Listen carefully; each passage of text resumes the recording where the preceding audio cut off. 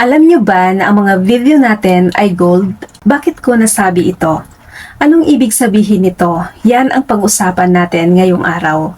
Kaya samahan nyo ako at tapusin nyo ang video na ito hanggang dulo.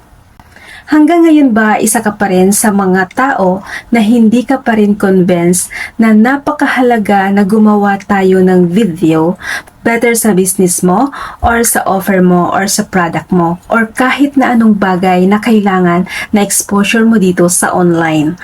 Alam mo ba na ang mga videos na ginagawa mo, lalo na kung quality videos yan, ay posibleng magpasok ng pera sa future?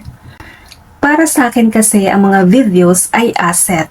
Ano ba yung asset? Ano ba yung ibig sabihin nito? Ito yung mga bagay na posibleng magpasok ng pera papunta sa iyo. Ang liabilities naman ay yung mga bagay na maglalabas ng pera galing sa iyo. So, ano yung gusto mo?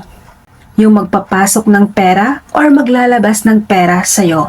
So, syempre, doon tayo sa posibleng magpasok ng pera papunta mismo sa atin. So, ang mga videos ay kinoconsider kong gold. Kasi ang gold ay posibleng tumaas at posible din bumaba. Pero sa future, tataas at tataas pa rin yan. Syempre, kung mag-i-invest ka ng time, effort, consistent at commitment sa ginagawa mong mga videos, potentially, pwede kang mag-skyrocket dyan at posibleng magpasok sa'yo ng pera sa future mo.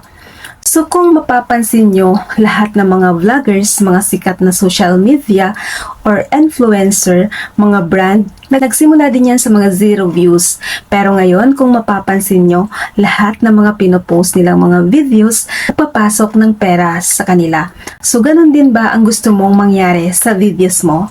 Ngayon pa lang mag-invest ka na ng time, effort, ng knowledge, ng consistency at commitment sa paggawa ng videos. So, paano natin gagawin gold ang videos natin?